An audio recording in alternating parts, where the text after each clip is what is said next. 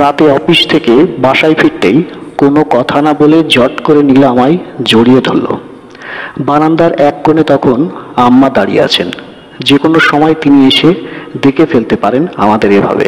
আমি সাবধানে বললাম, নীলা, আম্মা দেখে ফেলবে তো?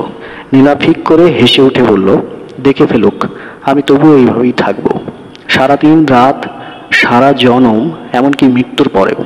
আমি নীলার দিকে তাকিয়ে আছি, ওর ফর্সা দুগালের ওপর দুফোঁটা চোখের জল।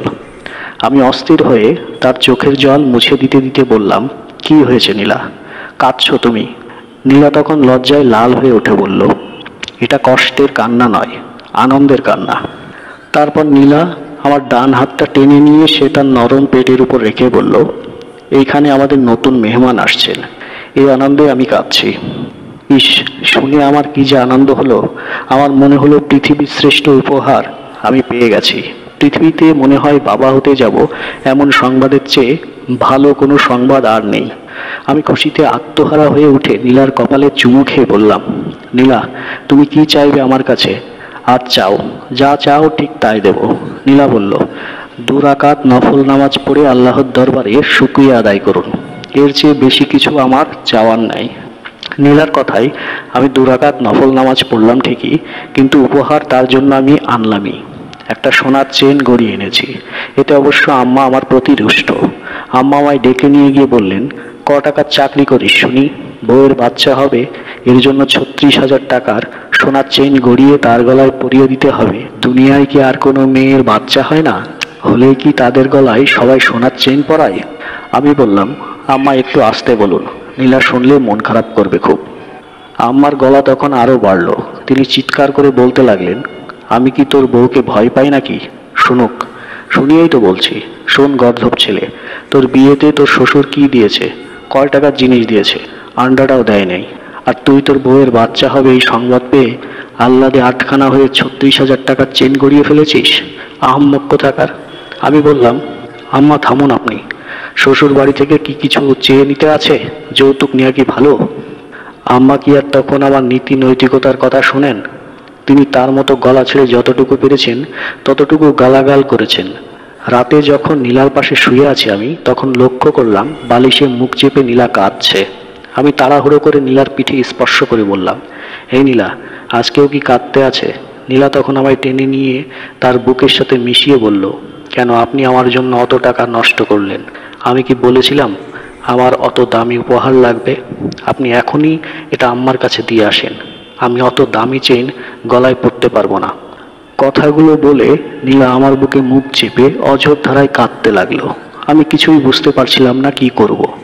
নীলার পিঠে হাত বুলিয়ে দিতে দিতে আমি বললাম, শোনো নীলা, আম্মা তো বুড়ো মানুষ, বুড়ো মানুষেরা তো একটু এমনই হয়। তার কথা ছেড়ে দাও, আমি নিজে আম্মার হয়ে তোমার কাছে মাপ চাইছি। নীলা বলল, ছি ছি, কোনো স্বামী কি তার স্ত্রীর কাছে এভাবে মাপ চাইতে আছে? তাছাড়া আমি আম্মার কথাও রাগ করিনি, এখন হয়েছে। আমি মৃদু হেসে নীলাকে কাছে টেনে ওর নাকে আলতো করে ছুঁয়ে দিয়ে বললাম, হয়েছে। লীলার শরীর ভারী হচ্ছে আস্তে আস্তে, পেট হচ্ছে স্ফীত। এখন তার রান্না বান্না আর গৃহস্থালির অন্যান্য কাজ করতে কষ্ট হয়, একটুতেই হাঁপিয়ে ওঠে। নামাজে রুকু আর সেজদায় যেতে কত যে মেহনত করতে হয় তাকে। আজকাল আমিও মাঝে মধ্যে অফিস কামাই করি।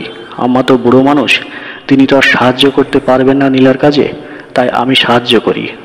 ওর জন্য জায়নামাজটা পেতে দেয়া, তরকারি কুটা চুলোয় নিয়ে বসিয়ে দেয়া, এইগুলো। মাঝে মধ্যে নীলার কাপড় চোপড়ও ধুয়ে দিই, সেই কাপড় আবার ছাদে নিয়ে শুকোতে দিই। এইসব কিছু আবার আমাদের প্রতিবেশীদের চোখেও পড়েছে। তারা এসে নাকি আম্মার কাছে অভিযোগ করেছে। আম্মা একদিন রাতে আমায় ডেকে বললেন, ছি ছি ছি, তোর জন্য আর মানুষকে মুখও দেখাতে পারবো না নাকি? পাড়া পড়শিরা কানাঘুষা করছে তোর এইসব মেয়েলিপনা কাজ দেখে। ওরা বলছে তুই বিয়ে করিসনি, তোকেই নাকি বিয়ে করেছে তোর বউ। আম্মার কথাগুলো শুনে আমি খানিক সময় চুপ করে রইলাম। তারপর বললাম, আম্মা, স্ত্রীর কাজে সাহায্য করা সুন্নত, আমি নবীর সুন্নত পালন করছি। আম্মা চুপ করে আছেন, কোনো কথা বলতে পারছেন না। আমি আবার বললাম, শুনুন আম্মা, মানুষের কথায় কিছু যায় আসে না। মানুষের কথা শোনার আগে আপনি শুনবেন আপনার বিবেকের কথা। আচ্ছা, আপনার বিবেক কি বলে? না একজনের স্ত্রী অসুস্থ, কাজ করতে পারছে না, অতএব তার স্বামীর তাকে সাহায্য করা উচিত। আম্মা উপর থেকে নিচে মাথা নামিয়ে হ্যাবোধক সম্মতি দিলেন। নীলার পেটের বাচ্চার বয়স যখন 6 মাস, তখন হঠাৎ একদিন বাথরুমে গিয়ে পা পিছলে সে পড়ে গেল। পড়ার পর সে এতটাই আঘাত, তার গর্ভের বাচ্চাটা পৃথিবী আসার আগেই মৃত্যুবরণ করলো। নীলাকে হাসপাতালে নেওয়া হলো। সে একটু পর পর জ্ঞান হারাচ্ছে। জ্ঞান ফিরলে সে শুধু বলছে, আমার বাবুকে আমি নিজের হাতে খুন করে ফেলেছি। ও আল্লাহ, আমি খুনি, তুমি আমারেও দুনিয়া থেকে উঠাইয়া নাও। আম্মা তখন ধীর পায়ে নীলার কাছে গেলেন। আমি ভয়ে অস্থির হয়ে আছি। ভাবছি নীলাকে মনে হয় তিনি বকবেন, তাকে দায়ী করবেন সন্তান নষ্ট হওয়ার জন্য। কিন্তু না, আম্মা এসব কিছু করলেন না। তিনি গিয়ে শান্তশিষ্টভাবে নীলার পাশে বসে নীলার মাথাটা তার কোলে টেনে নিয়ে তার দুটো চোখ মুছিয়ে দিতে দিতে বললেন, মারে, সন্তান হলো মাওলা পাকের দান। তিনি ইচ্ছা করলেই সন্তান দেন, আর ইচ্ছা করলেই কেড়ে নেন। এর জন্য তো মন খারাপ করা যাবে না, সবর করতে হবে। সবর করলে আল্লাহ খুশি হন, খুশি হয়ে এর প্রতিদান দেন। ও মা, মাগো, আমি যে আগে তোমার সাথে খারাপ ব্যবহার করেছি, নানান কথা শুনিয়েছি, এইসব কিসের জন্য করেছি জানো? নিজে যে শাশুড়ির হাতে জুলুমের শিকার হয়ে এসেছি, এই জন্য। তাছাড়া তোমার শ্বশুর তোমার স্বামীর মতো ছিল না গো মা। সে তার মার কথায় উঠতে বসতে আমাদের মারত।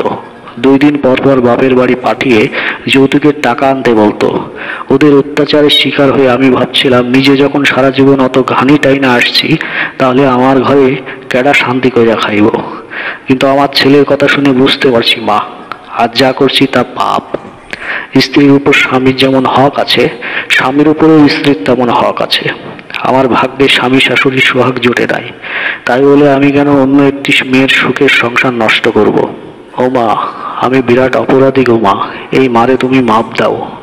আম্মার কথাগুলো শুনে নীলা অঝোর ধারায় কাঁদছে। আমি দূর থেকে এই দৃশ্য দাঁড়িয়ে দেখছি আম্মার ঠোঁট কিভাবে স্পর্শ করছে তার পুত্রবধূর কপাল। তো বন্ধুরা, আজকের এই ছোট গল্পটা যদি একটু ভালো লাগে, অবশ্যই একটা লাইক করে দিন, বন্ধুদের সঙ্গে শেয়ার করে দিন।